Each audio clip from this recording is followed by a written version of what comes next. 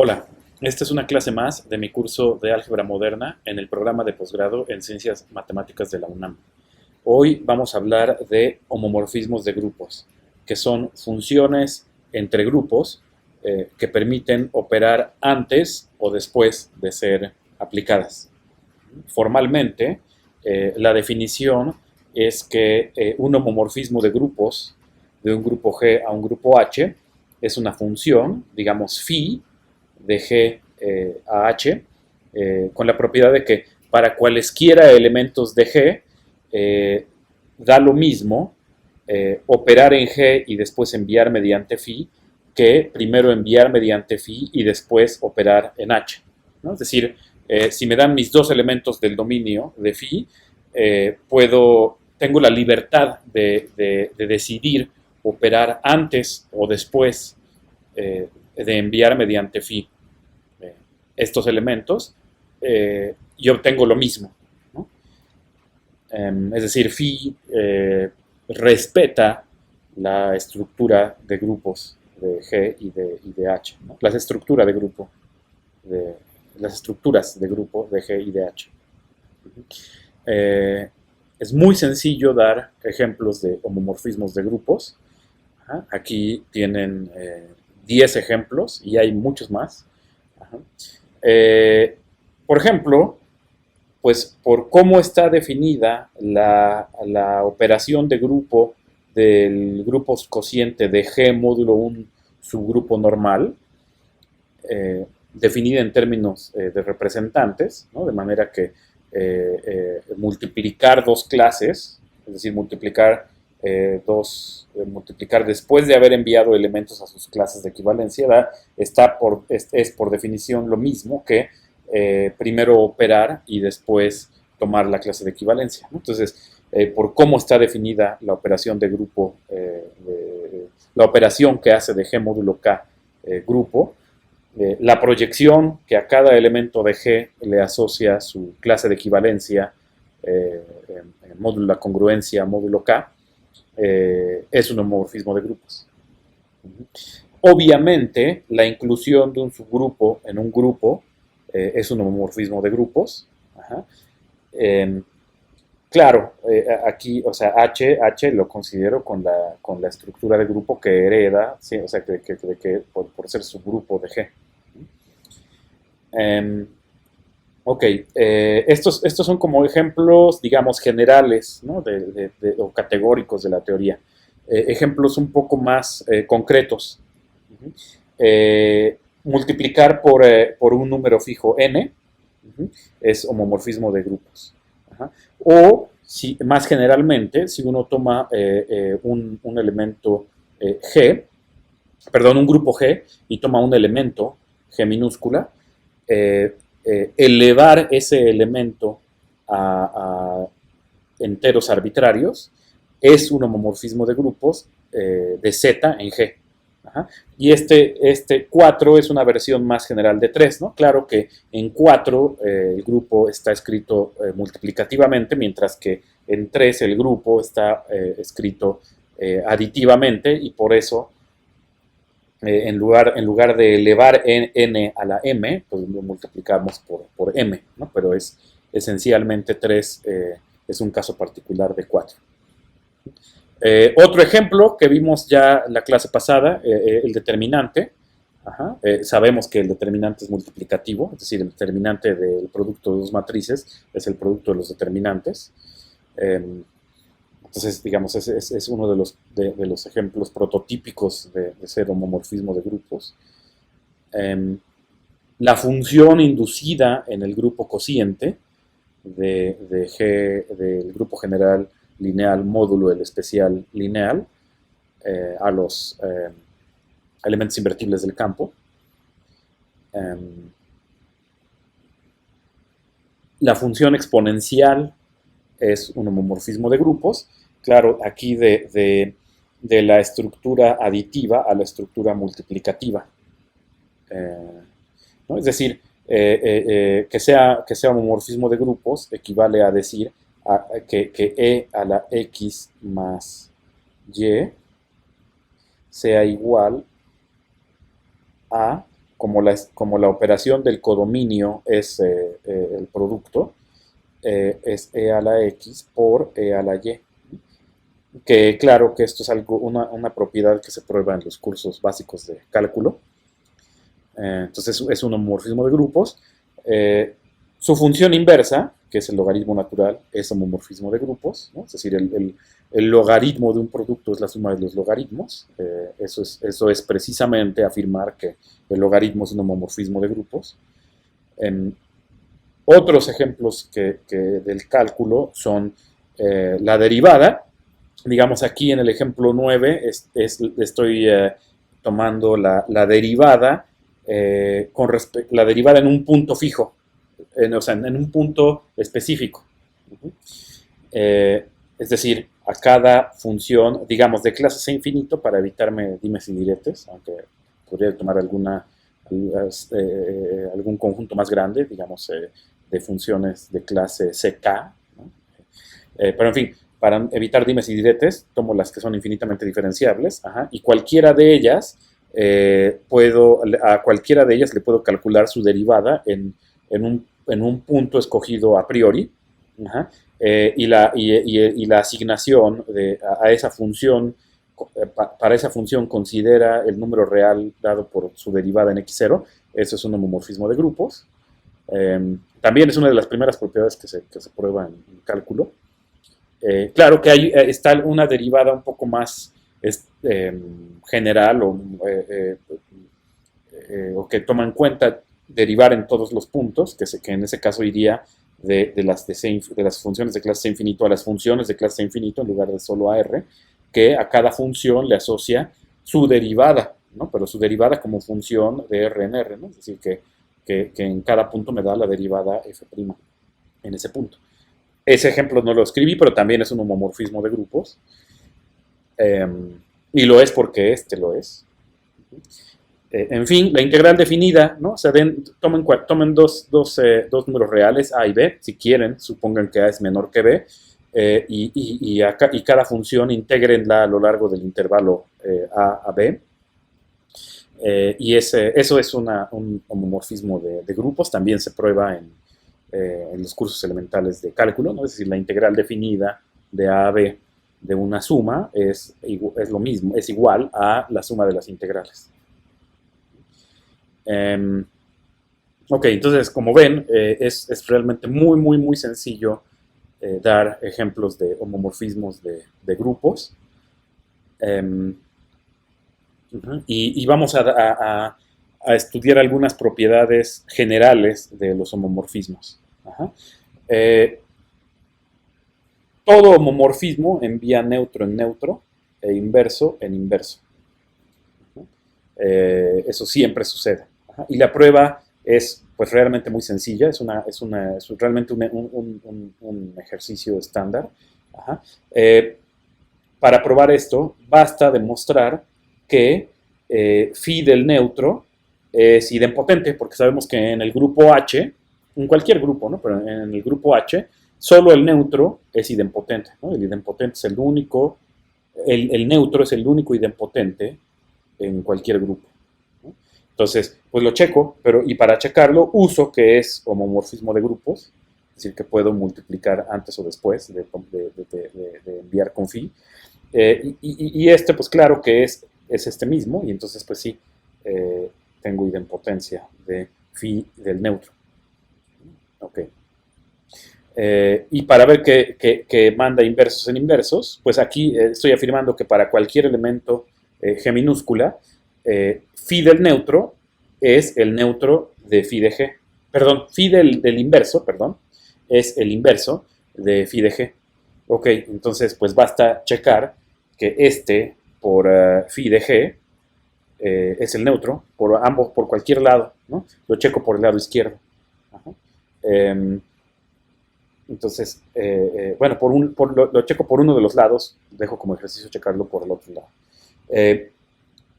Phi de este, por phi de G, ¿no? El que está aquí adentro, es, pues como da lo mismo operar antes o después, pues es lo mismo que esto, pero aquí es operando antes, me da el neutro, y phi del neutro, ya sé que es el neutro, entonces este elemento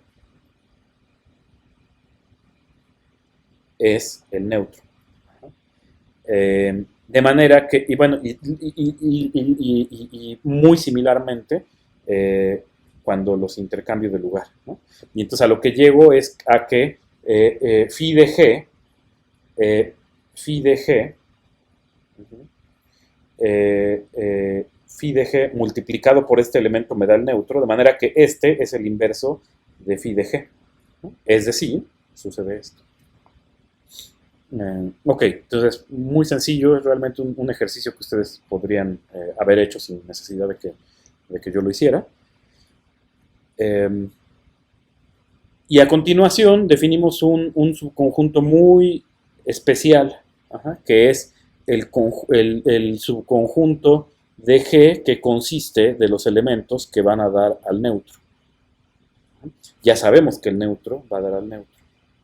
Pues resulta ser que muchas cosas, como por ejemplo la inyectividad de phi como función, puedo medirlas considerando solo este subconjunto. Ajá. Eh, ejemplo, ejemplo. Si considero la derivada, pero como dije, la derivada, ahora sí, digamos, la versión general, ¿no? Que a cada función le asocia su derivada, ¿no? Dada por, en cualquier punto, tomar f' en ese punto. Ajá. Eh, pues cuando, pues el núcleo, ¿no? Es decir, el conjunto de aquellos elementos que van a dar al neutro, pues es obviamente el conjunto de las funciones que van a dar a el neutro de aquí. Pero el neutro de aquí es la función constante cero. Entonces es aquellas funciones cuya derivada es la función constante cero, que en los cursos de cálculo se prueba, son precisamente las funciones constantes, ¿no? Es obvio que las funciones constantes tienen derivada igual a cero en todos lados, pero también se prueba que cualquier función diferenciable que tenga derivada igual a cero en todos lados es necesariamente una constante, ¿no? De manera que el núcleo de la función derivada es el conjunto de todas de las constantes, ¿no? Y entonces digamos, está claramente en biyección con los números reales, ¿no? Y yo diría es isomorfo a los reales con la suma, ¿no? Aunque no he introducido la noción de isomorfismo, lo haremos eh, en algún momento de la clase de hoy. Bueno, pues este subconjunto especial, pues de hecho tiene propiedades bastante buenas, es decir, es un subgrupo normal del dominio. Uh-huh. Y pues también de una vez podemos probar que la imagen de un homomorfismo de grupos siempre es subgrupo, no necesariamente normal, del codominio. Uh-huh. Y como dije, es posible medir la inyectividad de phi como función en términos de este subconjunto, que es en general mucho más chico que G, ¿no? Pues vamos a probarlo. Uh-huh. Vamos a probar que el núcleo es un subgrupo normal, es decir, que es subgrupo y que es normal. Ya vimos que el neutro está en el núcleo, ¿no? Porque ya vimos que el neutro bajo phi va al neutro. Entonces sí, el neutro va al neutro, ¿no? Entonces si el neutro está en el núcleo, ¿ok? Si tengo dos elementos del núcleo, pues como se imaginarán, para ver que su producto está en el núcleo, abro phi, y veo que es neutro por neutro, que es el neutro. Entonces, sí, en efecto, si tengo dos elementos del núcleo, su producto también está en el núcleo. Eh, También sé que phi de un inverso es el inverso, ¿no? De manera que si el elemento está en el núcleo, su inverso, el menos uno puedo sacarlo, pues es el inverso del neutro, pero pues el inverso del neutro es el neutro. Y aquí debería ser h, aquí debería ser eh, h. Déjenme escribirlo quizá con otro color. Para que sea. Ok. Y finalmente, entonces ya sabemos que es subgrupo porque tiene al neutro, es cerrado bajo el producto y es cerrado bajo tomar inversos. Finalmente, que es cerrado bajo conjugar con elementos arbitrarios del grupo. Pues tomamos un elemento y un elemento arbitrario del grupo y aplicamos phi a la conjugación para ver si en efecto va al neutro. Ok, pero pues podemos abrir y de una vez también, además de abrir, cuando considero phi de g a la menos 1, el símbolo a la menos 1 puede ir de una vez afuera. Y pues yo sé que phi de a es el neutro, y entonces aquí me queda phi de g por su inverso, que es el neutro. Entonces, en efecto, esta conjugación siempre va a dar al neutro. Entonces, sí es un subgrupo normal. Que la imagen de un homomorfismo de grupos también es un subgrupo, pero ahora del codominio, lo dejo como ejercicio. Dejo como ejercicio también dar algún ejemplo de un homomorfismo de grupos cuya imagen no sea normal en el codominio. De hecho, ya di algún ejemplo, pero se los dejo como ejercicio encontrarlo. Ok, y ahora vamos a mostrar la segunda parte, ¿no? Es decir, que phi es inyectiva, que si cuando considero mi homomorfismo simplemente como función, esa función es inyectiva, si solo si, pues el núcleo consiste solo del neutro. Entonces lo que es obvio es que si phi es inyectiva, necesariamente el núcleo consiste solo del neutro, porque ya sabemos que el neutro va a dar al neutro. Y si es inyectiva, pues nadie más puede ir al neutro. Ok, digamos, la parte no trivial es el recíproco, ¿no? El regreso. Entonces, supongamos que el núcleo consiste solo del neutro, y pues tomemos dos elementos del dominio que van a dar al mismo elemento del codominio. Ok, pero bueno, ahora, o sea, digamos, yo quiero mostrar que A es igual a B, pero demostrar que A es igual a B, si lo piensan un momento, es equivalente a demostrar que A por B a la menos 1 es el neutro. Pues eso es lo que voy a demostrar. Ahora, para demostrar que A por B a la menos 1 es el neutro, me basta, por mi suposición, demostrar que phi de él es el neutro. ¿Va? Pero phi de él puedo abrir, y además de abrir, cuando considero este a la menos 1, lo puedo sacar también. Y pues me queda que entonces tengo phi de A por su inverso, por hipótesis, ¿no? Porque así tomé A y B.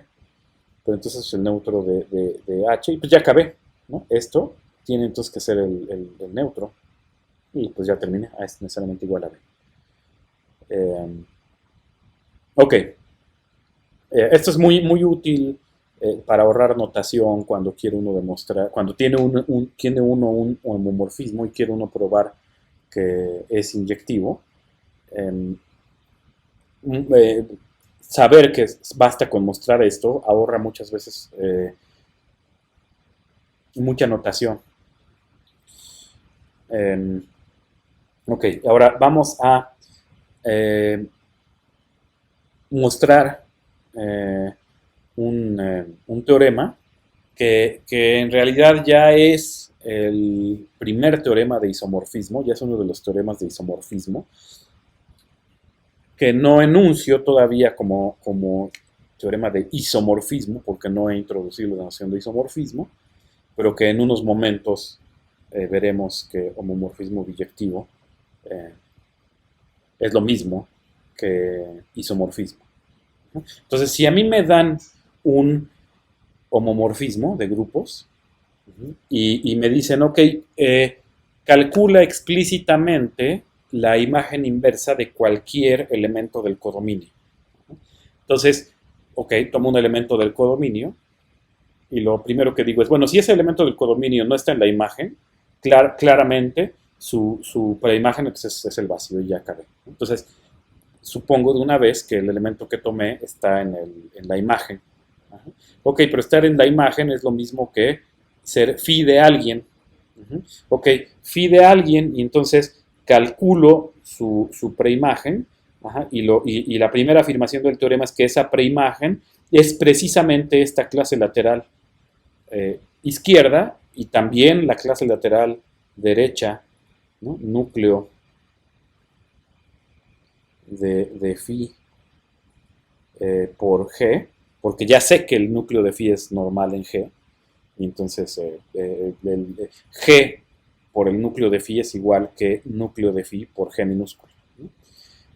Bueno, es decir, la preimagen de este phi de alguien es precisamente la clase de equivalencia, módulo el núcleo de phi, del alguien, ¿no? En otras palabras, si me dan a alguien en el codominio y me pregunto por cómo calcular explícitamente su preimagen, pues puedo decir, bueno, si no está en la, si el elemento no está en la preimagen, su preimagen si el elemento no está en la imagen, su preimagen es el vacío. Si sí lo está, toma cualquier elemento que le pegue bajo phi y entonces la preimagen es la clase de equivalencia de ese elemento que encontraste que le pega bajo phi. Y entonces ya tienes con eso calculado toda la preimagen, es lo que afirma esto, ¿no? Es decir, puede uno calcular toda la preimagen simplemente calculando un elemento en la preimagen.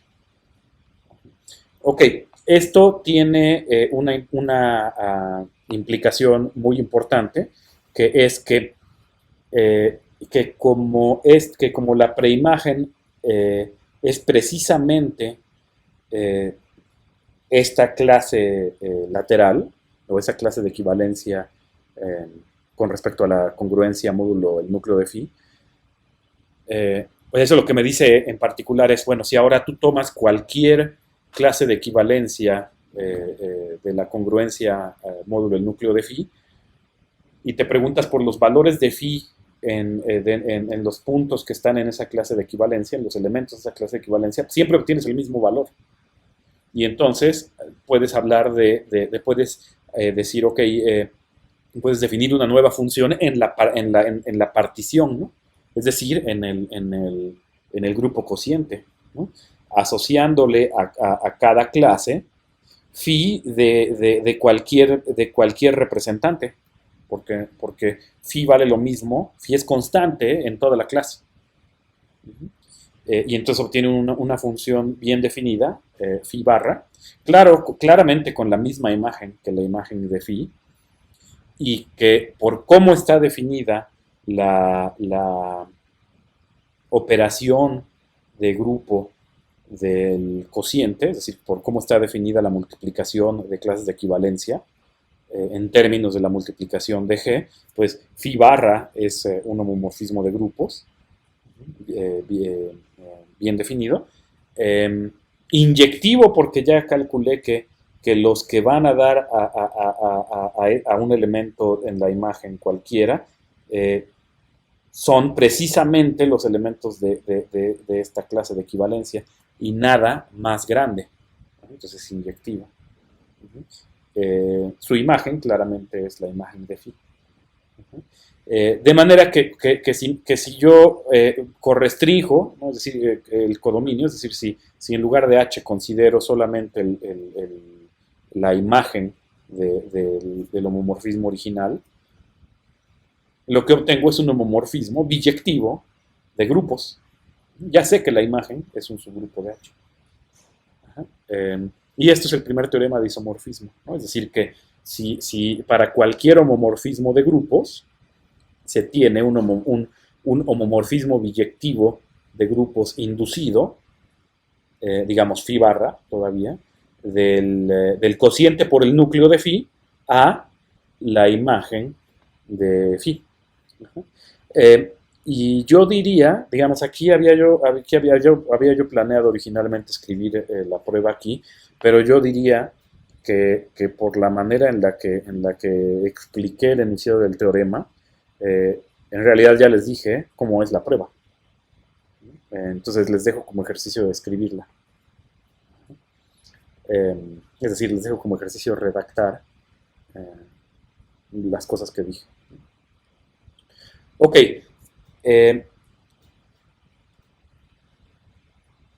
una versión un poco más general. Porque, a ver, ya sabiendo que se tiene este teorema, lo que veo es que digamos, el hecho de que el homomorfismo de grupos phi barra esté bien definido depende simplemente eh, de que en cada clase phi sea constante. Y la inyectividad de phi barra realmente está relacionada con el hecho de que cuando me muevo a otra clase, el valor de phi también cambie, ¿no? Es decir, yo sé que phi, digamos, para la buena definición, yo sé que la buena definición está relacionada con que phi sea constante en cada clase de equivalencia. Pero también veo que la inyectividad de phi barra está relacionada con el hecho de que cuando me muevo de clase, el valor de phi cambie para que de veras haya inyectividad, ¿no? Entonces, si me olvido de la inyectividad, pues lo que veo es que me basta con que, digamos, si me interesa solo que un homomorfismo phi barra que esté bien definido, me basta que phi sea constante en cada clase de equivalencia. En particular, que en la clase de equivalencia del neutro, todo vaya al neutro. Y entonces, con esa consideración obtengo una versión un poco más general de este teorema, que es que si me dan de nuevo mi homomorfismo de grupos, y ahora en lugar de considerar el núcleo, considero un subgrupo normal de G, contenido en el núcleo, ¿no? Porque yo sé que en el núcleo phi es constante y va a trasladar al neutro, y entonces para garantizar que en la clase de equivalencia del neutro módulo K phi sea constante, pues, pues lo pido contenido en el núcleo. Ok, pues si eso sucede, aunque K no sea todo el núcleo, vuelvo a tener un homomorfismo de grupos bien definido del grupo cociente G módulo K a H, dado por la misma regla, ¿no? Es decir, phi de cualquier clase igual, por definición, que esté definido como, perdón, phi barra de cualquier clase, perdón, sea phi de cualquier representante de la clase. Y por lo que acabo de decir, esa función que está bien definida, de nuevo, por cómo está definido el producto aquí y por el hecho de que phi es homomorfismo de grupos, pues se ve que phi barra también es homomorfismo de grupos. Ajá. Y pues claramente para que a la hora de moverme, de cambiar, de tomar una clase de equivalencia y moverme a otra, el valor de phi cambie, pues lo que necesito es o sea, digamos, lo que se requiere es que K sea lo más grande posible, ¿no? Bueno, pues sí, el homomorfismo phi barra es inyectivo, sí, solo si K es lo más grande posible.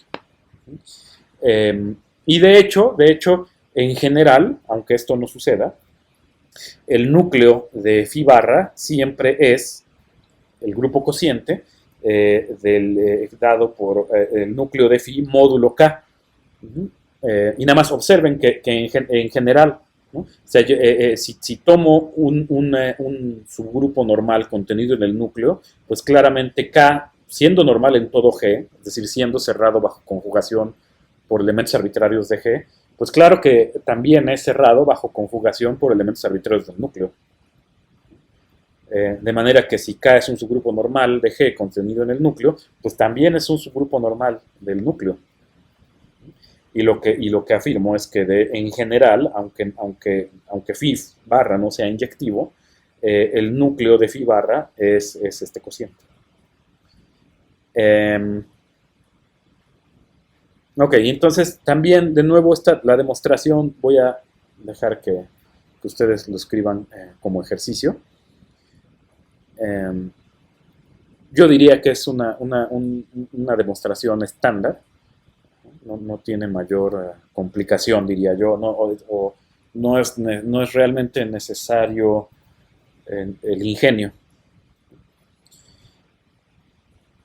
Ok, ahora, en el teorema anterior ya hablamos de homomorfismos biyectivos y ya dije que esto es en realidad un teorema de isomorfismo y que los homomorfismos biyectivos son los isomorfismos. Ajá. Vamos a dar la definición formal de isomorfismo, ajá, porque no es un no está dado, no está dado simplemente por decir homomorfismo biyectivo, sino que un homomorfismo de grupos es un isomorfismo si existe un homomorfismo en el sentido opuesto que funciona como inverso bilateral.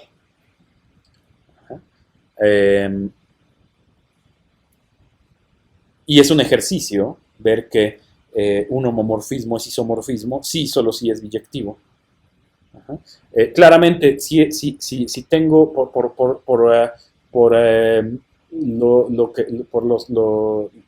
lo que se prueba en álgebra superior 1, es decir, donde en particular se prueba que las funciones invertibles por los dos lados son precisamente las biyectivas, pues claramente si tengo un isomorfismo, es decir, si tengo un homomorfismo que es invertible como homomorfismo, pues en particular es invertible como función y es por lo tanto biyectivo. Entonces, claramente un isomorfismo siempre es un homomorfismo biyectivo. Y es un ejercicio, les dejo como ejercicio ver que si tengo un isomorfismo biyectivo, entonces la función inversa es también un homomorfismo. Es realmente un ejercicio muy sencillo. Ajá. Bueno, pues aprovechando que estamos definiendo tipos de homomorfismos, pues un homomorfismo es llamado monomorfismo. Si es cancelable por la izquierda. Formalmente es si dados cualesquiera homomorfismos de un grupo en el dominio de phi, y resulta ser que esta composición son iguales, esas composiciones, es decir, que phi las iguala, pues es porque necesariamente eran iguales. Ok.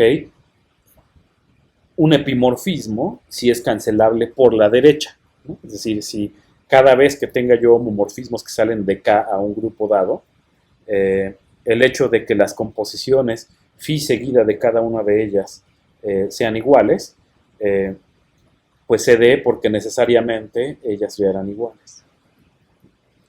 Phi es un endomorfismo, digamos endo, pues si el dominio y el codominio son el mismo, es decir, si es un homomorfismo de un grupo en sí mismo, y es un automorfismo si es un isomorfismo de un grupo consigo mismo. ¿Okay?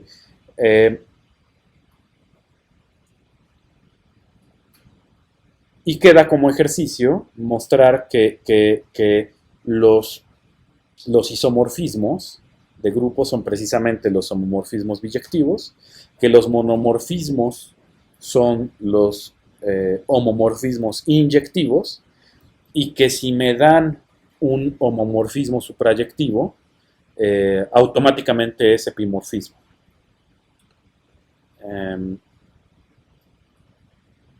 El recíproco es mucho más difícil de demostrar, es decir, que si tengo un epimorfismo necesariamente suprayectivo, es realmente mucho más difícil.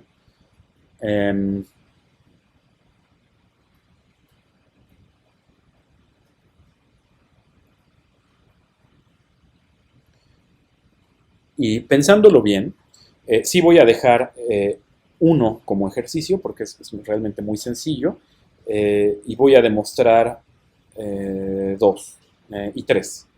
Entonces, vamos a demostrarlo. Para que no parezca que no estoy queriendo demostrar nada, ¿no? O que no estoy queriendo escribir ninguna prueba. Entonces, pues digamos 2. Ajá. Está muy... 2. Supongamos que es monomorfismo. Ajá. Y quiero probar que es inyectivo. Y entonces lo que voy a hacer es considerar el grupo K definido como el núcleo de phi. Ok, y fíjense, phi en cualquier elemento de su núcleo, pues es el neutro, ajá, de manera que puedo considerar eh, la función, los dos homomorfismos, digamos, f que sea la inclusión, digamos, I del núcleo de phi en G, y G que sea el homomorfismo constante con valor el neutro de G.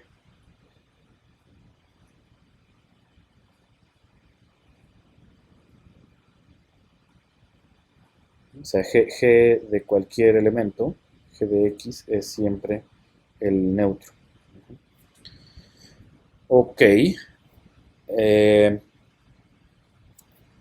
pues el hecho de que phi en cualquier elemento del núcleo es el neutro de G, pues el neutro de H, perdón, lo que implica es que claramente, eh, phi precedido de G, de F, es igual a phi precedido de G. Y si no, simplemente hagan el cálculo, ¿no? Ok, y entonces F es igual a G. Ok, y en ese momento, pues veo entonces la inclusión del núcleo está completamente dada por eh, mandar todo al neutro, pero pues eso significa que entonces aquí solo puede estar el neutro, ¿no? Porque hizo una inclusión. Ok, pero si entonces este consiste solo del neutro, pues es inyectiva, ¿no? Entonces aquí pongo, por lo tanto, el núcleo de phi consiste solo del neutro, y por lo tanto, ya lo probamos, ¿no? Phi es inyectiva. Entonces aquí nada más voy a poner, entonces, sí, perdón porque está un poco desordenado, entonces voy a poner entonces, y aquí de aquí voy para acá. Ok, y ahora el regreso, ¿no? Es decir, que si es inyectivo, entonces necesariamente un monomorfismo, pues eso realmente es consecuencia de que en la que para conjuntos eso es cierto. ¿No? Entonces, bueno, supongamos que es inyectivo, supongamos que phi, que ya sabemos que es homomorfismo, es inyectivo, ajá, por demostrar que es monomorfismo, ¿no? Entonces supongamos que F y G son homomorfismos de algún grupo K en G y con la propiedad de que phi los iguala, ¿no? Entonces, tal es que phi precedido de F es phi precedido de G. Um, ok, pues yo diría que ya terminé por la inyectividad de phi, pero bueno, tomo un elemento de K. Entonces, para K en K mayúscula, pues yo sé que phi de F de K es igual a phi de F, perdón, phi de G de K, pero phi es inyectivo, entonces por lo tanto F de K es G de K, y pues entonces son iguales, ¿no? Y ya terminé. Vamos a mostrar tres, ¿no? Es decir, que si tengo un homomorfismo suprayectivo, eh, necesariamente es un epimorfismo. Entonces, para eso, como ya se me terminó aquí el espacio, voy a hacer esto un poco más pequeño.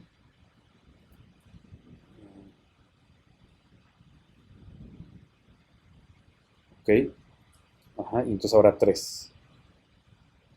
Entonces supongamos que phi es suprayectivo. Por demostrar que es epimorfismo, pero entonces pues tomamos, ¿no? Entonces tomamos mis homomorfismos F y G como aquí. Pues supongamos que F y G son homomorfismos de H en algún grupo K y que satisfacen que F presidido de phi es G presidido de phi. Ok. Yo quiero demostrar que F y G son iguales, pues tomo a alguien en su dominio, ¿no? Entonces tomemos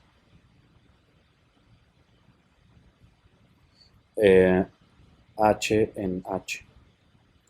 Ok, yo quiero demostrar que F de H es igual a G de H, pero pues ya lo pueden ver, ¿no? Phi es suprayectiva, entonces me puedo regresar hasta G y aplicar esta igualdad que estoy suponiendo. Y ya terminé, ¿no? Entonces, eh, existe un elemento, vamos a decir X, ya no uso la letra G minúscula porque ya la usé para el homomorfismo G que va de H en K, con la propiedad tal que phi de X es H. ¿No? Entonces, por lo tanto, f de H es igual a f de phi de X, que es igual a g de phi de X, que es perdón, que es, eh, sí, es que ya está hasta abajo.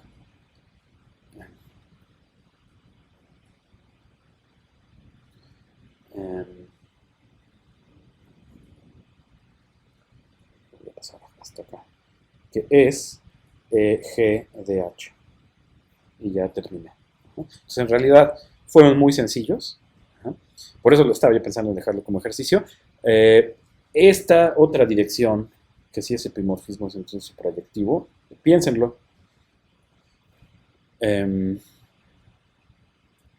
Realmente, una de las ideas que viene a la mente es, bueno, si no es, supónganse que no es suprayectivo, ¿no? Entonces, que no es suprayectivo y entonces exhibir, la idea es como exhibir funciones f y g que me den que esto es igual cuando, digamos, solo considero cosas que realmente están en la imagen, pero que fuera de la imagen no tenga uno la igualdad, es como la idea. Y por ejemplo, si la imagen es, supónganse que no es suprayectivo, si la imagen siempre fuera normal en H, ¿no? Si la imagen de phi siempre fuera normal en H, pues podría uno hacer el cociente de H módulo la imagen y así mostrar esto, ¿no?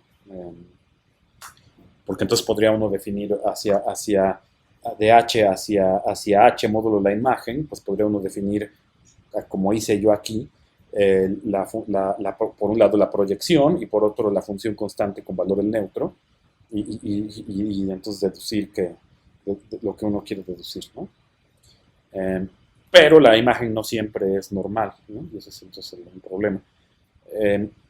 Lo dejo que lo piensen y que aterricen, que piensen lo que acabo de decir.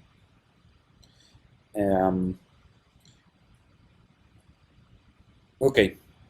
Digamos, en particular, lo que acabo de decir sí prueba que si tengo un homomorfismo de grupos no suprayectivo, cuya imagen es normal en, en el codominio, entonces no es un epimorfismo, ¿no? Si tengo un homomorfismo de grupos no suprayectivo, cuya imagen sí es normal en el codominio, entonces no puede ser epimorfismo. Ok, y pues ya que aclaramos el término isomorfismo, ya que vimos que un homomorfismo de grupos es isomorfismo, sí, solo sí es biyectivo, ¿no? De manera que aquí entonces el homomorfismo inducido por phi barra, que va de G módulo el núcleo de phi a la imagen de phi, pues ahora ya sé que es un isomorfismo de grupos, pues enunciemos otro teorema de isomorfismo, ajá, que es el siguiente, que es que lo que hace es abordar el siguiente problema.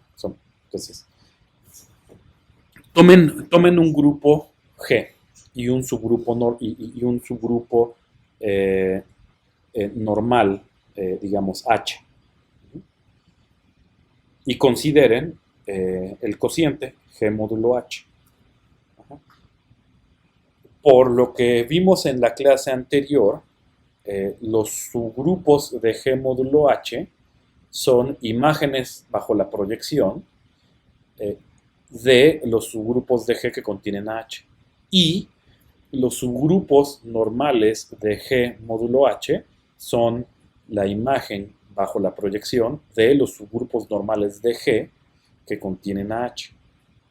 Y claro, cuando me dan un subgrupo normal de G módulo H, me puedo preguntar si el cociente de G módulo H módulo el nuevo subgrupo normal, si ese nuevo cociente puede ser calculado de manera más simple en términos solamente de G y algún subgrupo, digamos, calculado directamente dentro de G. De manera similar a como el subgrupo normal de G módulo H puede ser calculado directamente con un subgrupo normal de G, ¿no?, que contenga H. Lo que dice este teorema es sí. Entonces, si me dan mi subgrupo normal H de G y me dan mi subgrupo normal K de G, testigo de tomar un subgrupo normal de G módulo H, es decir, con la propiedad de contener a H, entonces, cuando yo considero, fíjense, H y K son normales en G, H contenido en K, H es automáticamente normal en K, porque es normal en todo G. De manera que puedo formar el grupo cociente K módulo H, y resulta ser que pues ese K módulo H es precisamente la imagen bajo la proyección, ¿no?, la proyección de G a G módulo H, de este subgrupo K, ¿no? O sea, este es el subgrupo normal del que K es testigo. Subgrupo normal de G módulo H, del que K es testigo.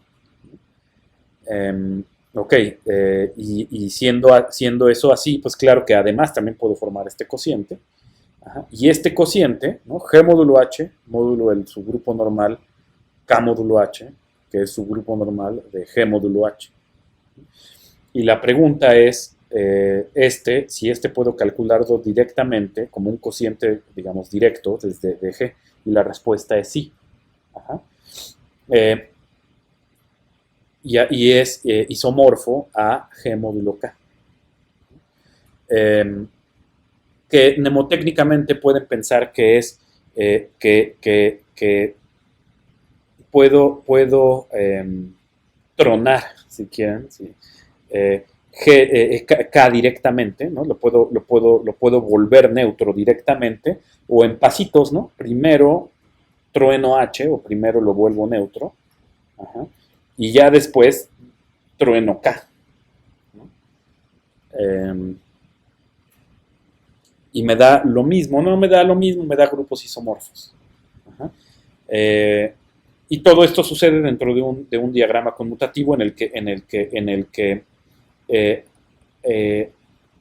estas flechas, por ejemplo, esta es la proyección, esta es otra proyección, y esta es la función inducida por pues, clase de, como H está contenido en K, pues claro que la función que a la clase de alguien módulo H lo envía a la clase del mismo alguien módulo K, está bien definida. Que fíjense, es justamente la función tronar K en pasitos, ¿no? Primero módulo H y luego ya tronar por K. Bueno, esa función, que en realidad está como quien dice inducida por la identidad de G. Y aquí esto es una función inducida. Digamos, aquí tengo esta función, la que va, a ver, ya expliqué que esta es una proyección, que esta es una proyección, que esta está inducida por la clase de alguien módulo H a enviarla a la clase de ese mismo alguien módulo K.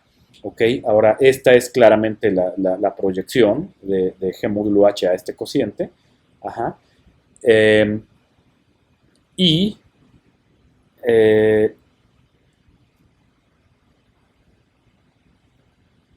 y esta función está inducida eh, cuando considero esta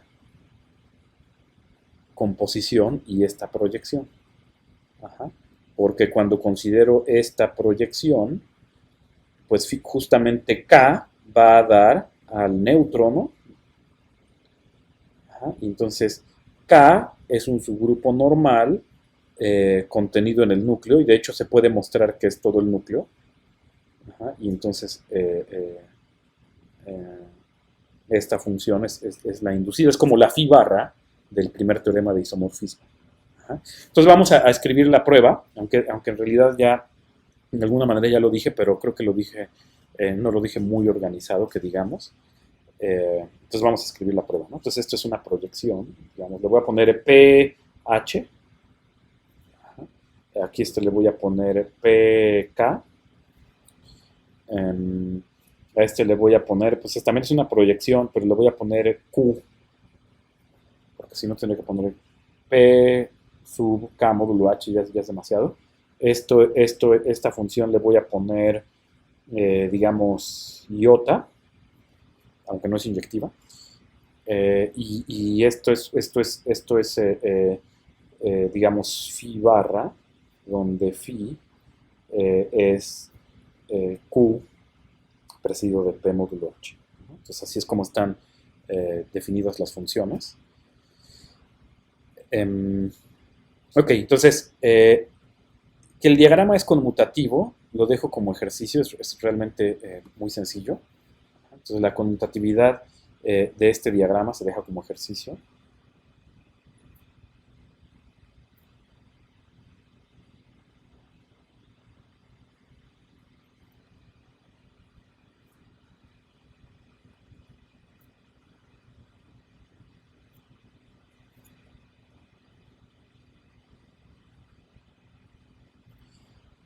Y ya me voy a abocar solamente al hecho de que phi barra es un isomorfismo.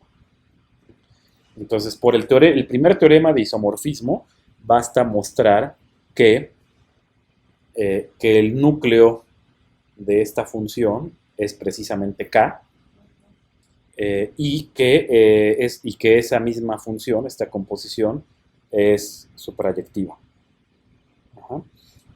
La suprayectividad yo diría que es obvia porque aquí este grupo es G módulo H. ¿No? Es decir, si aquí me dan, digamos, vamos a escribir, si me dan eh, una clase de equivalencia, digamos, fíjense, esto es un elemento de aquí, es una clase de equivalencia de clases de equivalencia. Entonces, una clase de equivalencia módulo K módulo H, ajá, de algún elemento de G módulo H, ¿no? Digamos, algún elemento, vamos a decir G minúscula de módulo H, ¿no? Porque los elementos de G módulo H son clases de equivalencia a módulo H. Ajá. Entonces, para este, que es un elemento arbitrario de G módulo H, eh, módulo K módulo H, ajá. Pues ¿de dónde viene? Ya, digamos, cuando lo escribo así, resulta claro que es imagen de G bajo Q presidido de P. ¿No?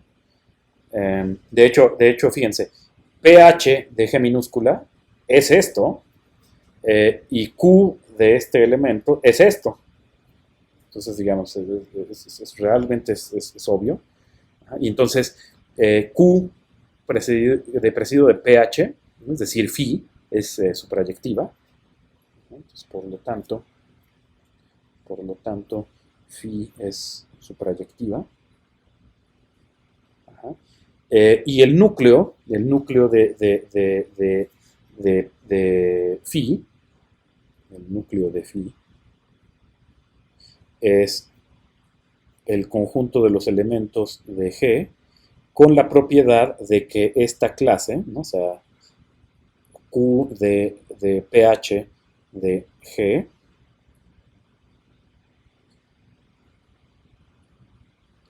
es el neutro de K módulo H, ¿no? Pero el neutro de K módulo H, perdón, es el neutro, perdón, de este cociente. Pero el neutro de ese cociente es K módulo H.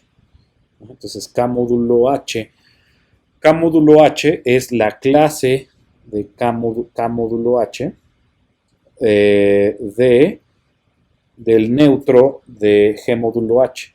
El neutro de G módulo H es H, ¿no? Que es que es la clase del neutro módulo H. Esto es el conjunto de los elementos de G con la propiedad de que cuando yo tomo pH de ellos, es decir, la clase módulo H, esto está en K módulo H. Ok. Es decir que G está relacionado con alguien de K módulo H, ¿no? Entonces es el conjunto de los elementos de G en G, con la propiedad de que existe algún K, quizá dependiente de G minúscula, con la propiedad de que K a la menos 1 G está en H, porque es que esto esté en K módulo H, es que esto sea la clase de alguien de K módulo H, entonces es que la clase de alguien módulo H, ok, pero usando que sé que H está contenido en K, saber esto automáticamente me implica que G está en K, ¿no? Y entonces yo sé que este núcleo está contenido en K. Por un lado. Por otro, obviamente, K está contenido en el núcleo de phi, ¿no? Digamos, si tomo a alguien en K, pues cuando lo proyecto, pues está en K módulo H. Cuando lo vuelvo a proyectar, está en K módulo H, entonces ya va a dar al neutro. Ok, y eso significa que el núcleo de phi es precisamente K, y eso implica que esta función es entonces biyectiva, ¿no? Bueno, inyectiva, porque es el núcleo, pero biyectiva porque ya vi que phi es suprayectiva. Entonces aplico el primer teorema de isomorfismo, ¿no? Y concluyo que en efecto esta flecha horizontal es un isomorfismo de grupos. Ok, y finalmente, para cerrar la clase, dejo como ejercicio otro teorema de isomorfismo, que es, tomen un grupo G, un subgrupo H y un subgrupo normal K de G. Y ahora sí, digamos, no, sin ninguna relación impuesta entre K y H o supuesta entre K y H. No sé cómo están relacionados, no sé si sea que uno esté contenido en el otro, no sé. Es más o menos arbitraria la forma en la que tomamos H y K. Y entonces, lo que pide el ejercicio es mostrar que si yo defino HK de la manera obvia, ¿no? Es decir, como el conjunto cuyos elementos son todos los productos de un elemento de H por un elemento de K, y nada más esos productos, ¿no? Es decir, no lo tomo como alguien de H por alguien de K y luego quizá alguien de H y luego quizá alguien de K, no es nada más alguien de H con alguien de K y solo considero esos elementos. Bueno, pues resulta ser un subgrupo, de manera que en particular si tomo a alguien de H y alguien de K y lo multiplico con alguien de H por alguien de K, cuando hago el producto, de alguna manera se puede rearreglar para presentar eso como simplemente otra vez alguien de H por alguien de K. Ok, y además, si ustedes estaban preguntando, ok, pero yo quiero considerar K por H, no H por K, pues sí, es el mismo conjunto, es el mismo subgrupo. Ajá. Ok, lo siguiente, que yo diría que es obvio, que es que como K es normal en G, pues también H intersección K pues es normal en H. Yo diría que esa parte es obvia. Ajá. Y esta inclusión de H en H módulo K induce este isomorfismo, ¿no? Es decir, eh, si, que mnemotécnicamente lo que me dice es si dentro de H trueno o mato, ah, perdón, trueno o mato, entre comillas, la parte que está en H, perdón, la parte que está en K, ajá, es decir, si considero este cociente, eso me da lo mismo, no lo mismo, es un grupo isomorfo, eh, que, que en todo este subgrupo, ajá, de los productos de elementos de H por elementos de K, mato todo K. Eh, que por cierto, además, aquí ya sabiendo que eso es un subgrupo, pues es el subgrupo generado por H unión K. También lo dejo como ejercicio. Y este también es un teorema de isomorfismo. Ok, y con eso doy por concluida la clase de hoy.